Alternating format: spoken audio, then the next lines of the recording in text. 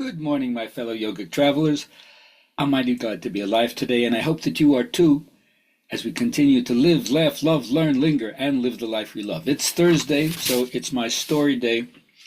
This one is entitled Hiding Divinity. You know that there once was a time when human beings were gods, but they so abused their godlike privilege that the chief of the gods, Brahma, decided to take their divinity away from them and hide it where they couldn't find it.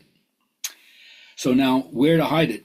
That was the question. So Brahma got all the gods and goddesses together to help decide.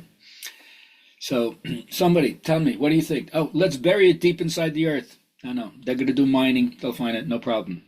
All right, let's sink it into the deepest ocean. No, you don't understand. They're going to have submersibles, bathyspheres. They'll go down there. That won't help. Somebody else said, what about in the top of the mountains? These are human beings we're talking about. They're going to scale Mount Everest, Mount Kailash, everyone. Mountains are not good. How about putting it on the moon?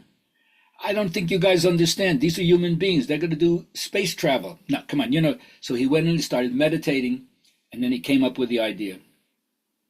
But because the gods don't know where to hide it, I know where to hide it. We'll hide the divinity deep inside the center of themselves, their own being. Humans will never think about looking at there. Never look there. Think about looking there. Well, all the gods and goddesses agreed this was the perfect hiding place, and the deed was done. And since that time, human beings have been digging in the earth, climbing the mountains, going in the seas, moving into space, exploring everywhere, searching for something that's really within themselves all the time. Always has been. Okay, for my disappointing affirmation friends, let me say, you matter. Just not that much. My journal writing friends, what triggers you? What's the underlying unresolved issue that you can begin to address now? There's always something we can work on. Let me know what's going on for you. I'll be glad to share what's going on with me. Now, my Zen teachers have told me, look for opportunity in every chance encounter, in every chance occurrence. That's the way to get the most out of the least. Follow through with everything you do, sure of your own ability. And your conviction is where you show your belief, what you know to be true to the point that you'd be willing to stake your life on it. Other than that, it's not going deep enough as far as I'm concerned.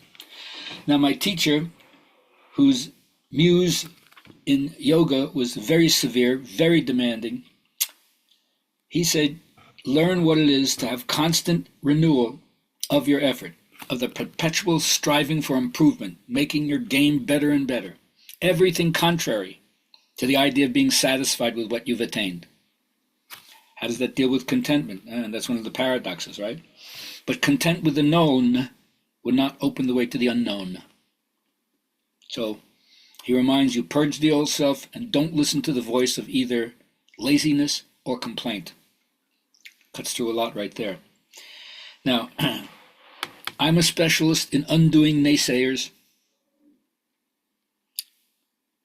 But remember, anytime one does anything worth having, the predator shows up. The part that would get in there and kind of fuck up your game. The voice of impossibility tells you can't do it.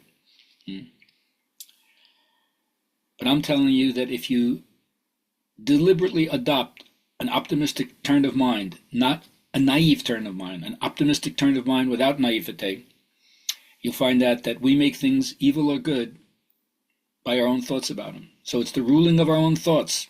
That's our primary concern, our principal concern. And happiness, like every other emotional state, has a certain kind of blindness and insensibility to opposing facts, which are given it as its instinctive weapon for self-protection against disturbance. So you want to be happy? First of all, your success will come from knowing you give the best to become the best that you're capable of becoming. Anything less than that, inner hunger is not going to be appeased by that. And if you want to learn the main ingredient that Coach Wooden talks about, if you're a star, it's the rest of the team. It's the people around you, the people you interact with, your family, your friends, your co-workers, your neighbors. These are the places where you can create harmony in your daily life. And Believe and bring the best out of other people. Believe the best about other people. Bring the best out of other people. And don't do what they call in the affirmation world, bear hugs kettle. That's the story of the bear that went into a campfire, smelled great food going in, and lifted the kettle up to try to take it away. But he burnt himself when he lifted up the kettle. But instead of letting it go, he hugged the kettle tighter to himself. And he got burned even more. So that's the vicious cycle of our own undoing. When we amplify difficulties by hugging them to ourselves, constantly rehearsing them, dwelling upon them in every possible manner. And all I'm telling you is, instead of doing that, reach for thoughts that feel better and learn how to go on a rampage of appreciation.